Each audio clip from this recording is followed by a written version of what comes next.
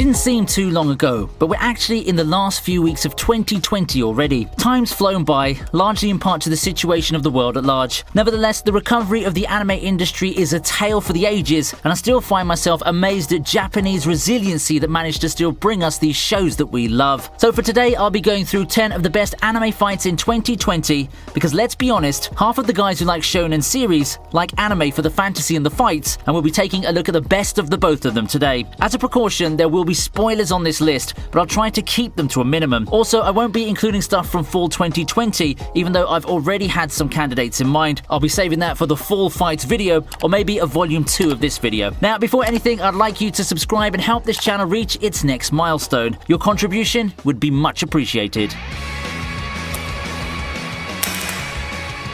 We start the list with the fight where everyone teams up against Demon in Black Clover.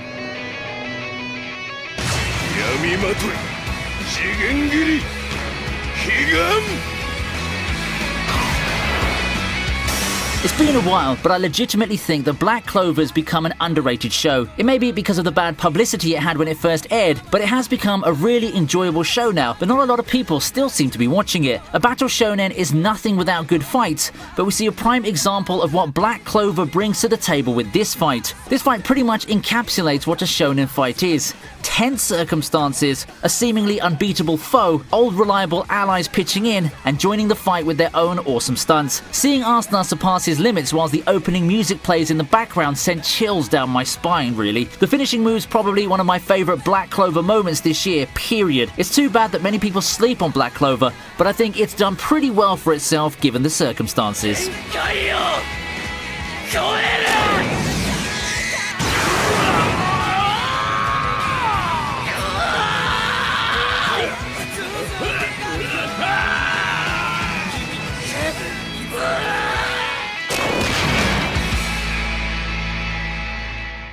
Coming up next is a fight from Gleipnir. Shuichi and Claire versus Hikawa.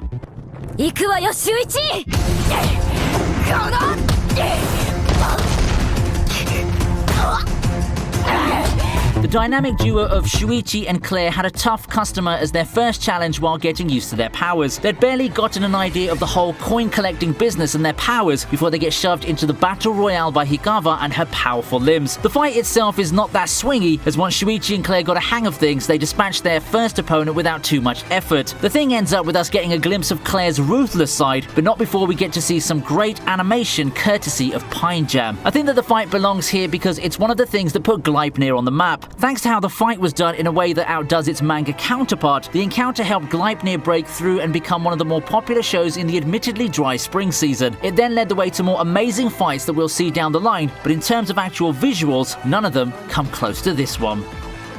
We continue with something big. Misaka versus Doppelganger in the finale of Railgun T.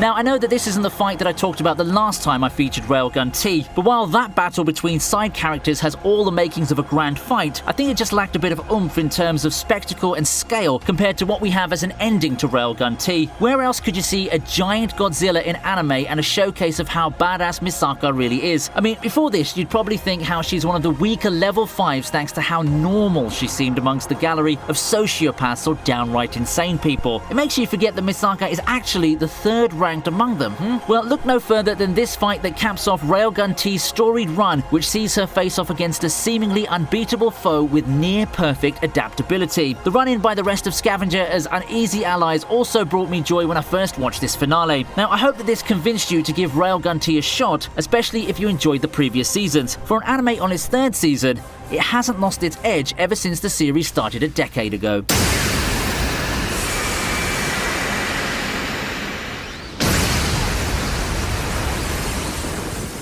Well, here's a battle featuring a side character now, as we move on to Berkoli versus Vector.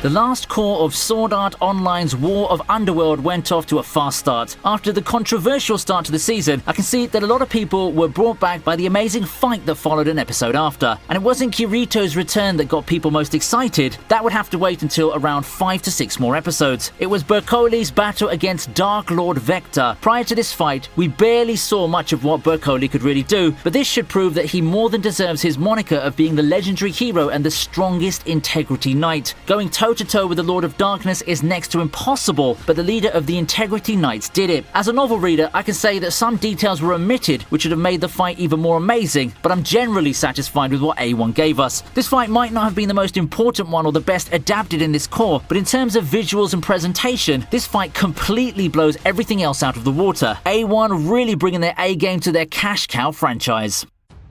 We continue the battles against impossible obstacles with the entire sequence versus Tiamat in the last part of Fate Grand Order Babylonia.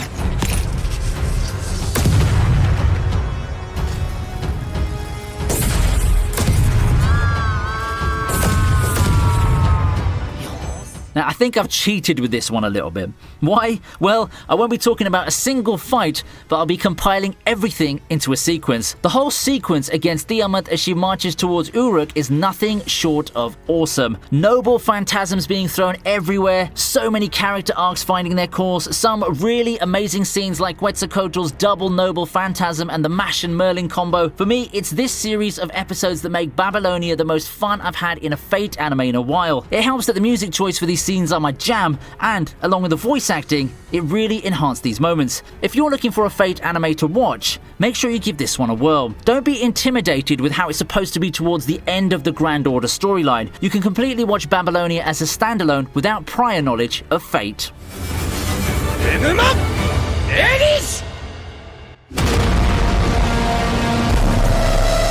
We move on to a non-Japanese anime on the list, like this one from White Cat Legend.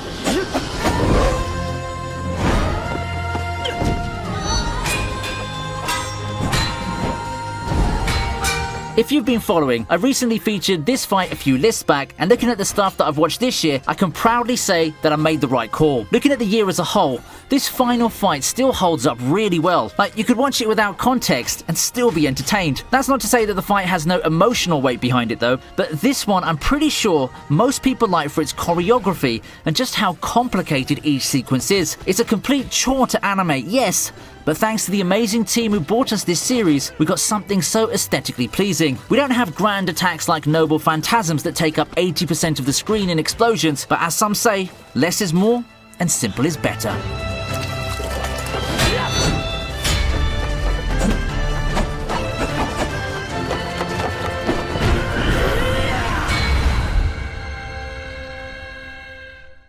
If you've been paying attention to my videos lately, you won't be surprised to see this on the list.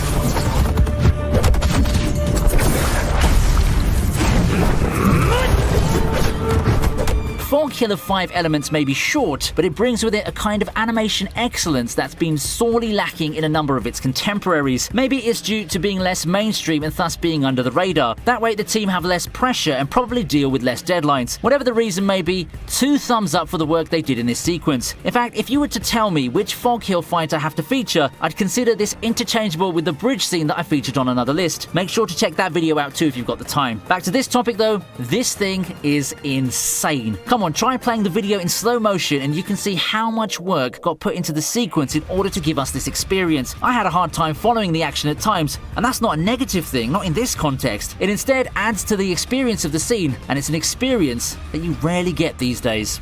You knew a My Hero fight is coming sooner down the line, didn't you? Wait no more now, because our next entry is Endeavor versus Hood.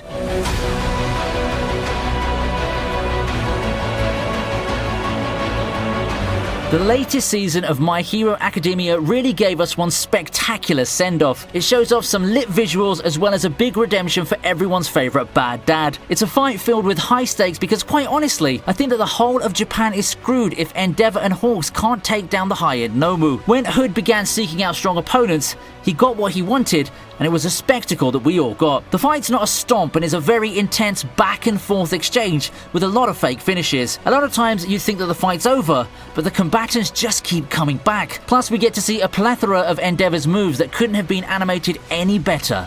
It's just simply beautiful. I personally still put United States of Smash as my favourite fight, but this one's right up there too in terms of how impactful it was.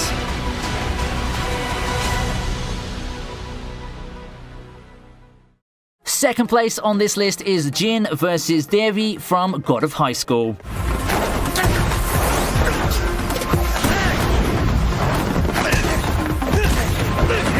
God of High School entered with a bang, but unfortunately it can't carry that momentum to the end. When critics called God of High School an anime that's just full of fights, it makes you think that the fight should at least live up to the hype. Now, for the most part, I think the fights more than pull their weight and still make God of High School an exciting watch. At the forefront of many fights is Jin versus Devi. It's a tough decision for me, but I give this fight the nod because of the sheer hype and stakes it has going for it. We just saw Devi demolish his previous opponent, and we finally learned why he seemed so hell-bent on winning. In the hopes of saving his friend, Devi had taken on a much more sadistic turn at fighting, and this new fighting style surely gave Jin a run for his money. The actual fight has to be seen to be believed, as we got a brilliant barrage of attacks that showcase both fighters' intensities and will to win. The best part about it is that it ends with the classic happy ending for everyone, with bonds forged through fire and a renewed will to face tomorrow.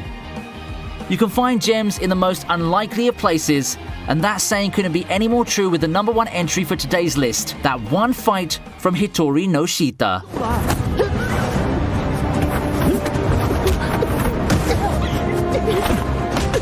If any of you expected to get a fight this good from a Chinese anime, raise your hand. If you expected it to come from the third season of Hitori no Shita, keep your hands raised. Okay, now if you kept your hand raised, you know you're lying, okay? The series as a whole isn't too popular, and who would have expected this gem of a fight to be hidden in its third season of all places? Heck, I won't even consider it much of a third season, but more of a transition to a possible fourth season. Yet, in this unassuming transition season of a niche show, we have some of the sleekest and smoothest animation for a fight scene in as far back as I can remember. For how much is going on and how fast things are moving, it amazes me how the animators just knocked it out of the park with this one. In terms of dramatic stakes, the fight might be nowhere near the top, but in terms of animation and fight choreography, it certainly takes the cake for the best fights in 2020.